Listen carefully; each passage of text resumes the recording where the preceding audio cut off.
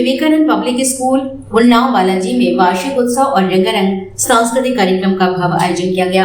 कार्यक्रम में क्षेत्र के अनेक गणमान्य नागरिकों, जनप्रतिनिधियों और अभिभावकों की गरिमामय उपस्थिति रही। कार्यक्रम के मुख्य अतिथि वरिष्ठ समाज सेवी डॉक्टर संदीप सरावगी रहे, जबकि कार्यक्रम की अध्यक्षता सज्जन सिंह यादव ने की है। विद्यालय के प्रधानाचार्य प्रदीप कुमार यादव के मार्गदर्शन में आयोजित इस कार्यक्रम में विद्यार्थियों ने मनमोहक सांस्कृतिक प्रस्तुतियां देकर उपस्थित जनसमूह को मंत्रमुग्ध कर दिया है।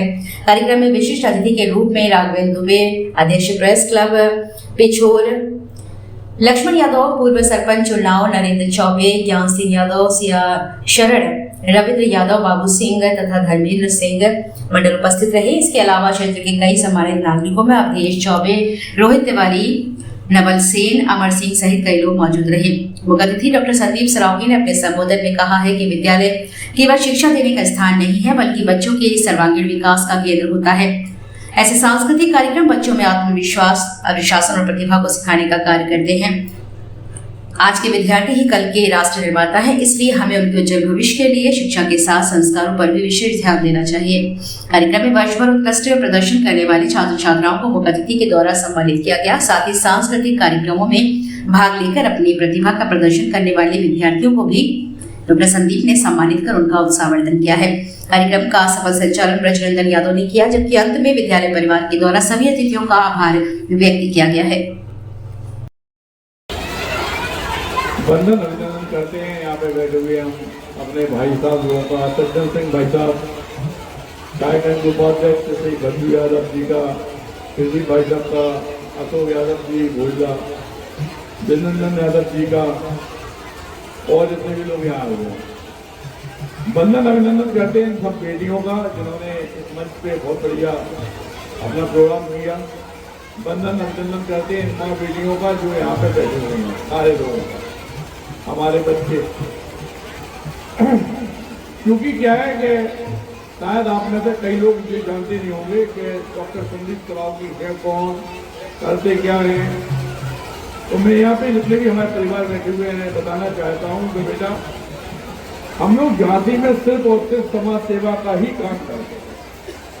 किसी बेटी की शादी कराना हो, किसी बेटी की पढ़ाई लिखाई में दिक्कत हो, या वास्तव में किसी परिवार में अगर पिता का सहारा देंगे तो हम लोग वहाँ पे बड़े भाई और पिता के रूप में हमेशा काम करते हैं। और यह सौगंध खाए हुए हैं कि जब तक जिंदा है तब तक यह काम करते रहे। कि अगर आपको ऐसा लगे कि वास्तव में किसी बेटी के माँ बाप नहीं है या कोई बच्चों को पढ़ाई लिखाई में दिक्कत है, या जितनी बच्चियों ने यहाँ पे प्रोग्राम किया है, जो बच्ची स्कूल में पढ़ती हैं, इन्हें मेहंदी या ब्यूटी पार्लर या सिलाई कढ़ाई इस तरह की कोई भी अगर चीज सीखना है तो उसके लिए भी हम लोग व्यवस्था कर सकते हैं। आपको ना वाला भी क्या होता है कि अगर कोई परेशानी होती है तो हम लोग अपने आप को बहुत अधूरा समझते हैं। हमें खुद नहीं मालूम होता है कि कौन आदमी है जो हमें सहायता करेगा। हम भी जिंदगी इसी तरह से जिए हैं गरीबी में, लेकिन जब हम गरीबी में जिंदगी जिए थे तो उस समय सौगंध खाए थे कि अगर क्यों ना हम वो आगे बन जाए जिससे वास्तविकता में किसी के दो आंसू पहुंच सके। और आज झांसी के अंदर उन्नाव बालाजी में, मोर पंदर में या कई जगह पे हजारों मेंबर हमारे खुद के हैं। जात पात हम लोग नहीं मानते, आपको बताना चाहते हैं।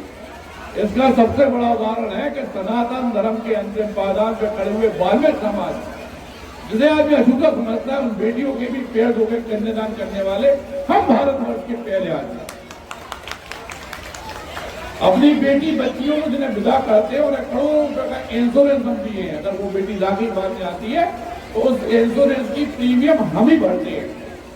उस बेटी को यह फायदा होता है इंश्योरेंस से कि अगर उसके ऊपर कोई भी दुख आता है, कोई भी परेशानी आती है तो उसे किसी का चेहरा देखने की जरूरत नहीं पड़ती है। उस समय वो कागज, वो इंश्योरेंस का कागज, वो संदीप सरावगी का आशीर्वाद उसकी जिंदगी बना देता।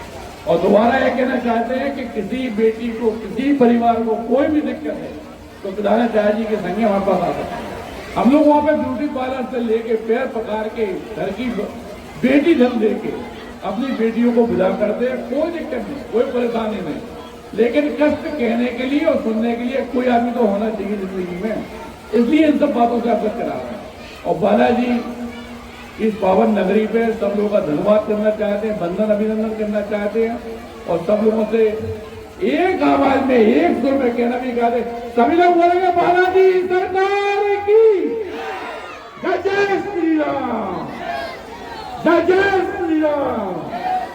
भगवान करे आप लोग जो बेटी हैं सब लोग खूब आगे बढ़े, खूब तरक्की करें और जहां वो अपने आप को अधूरा समझे तो इस बात का वचन मैं इस पावन धरती पर देता हूं तो मैं एक पिता की तरह हमेशा उनके साथ हूं। धन्यवाद देना चाहता हूँ।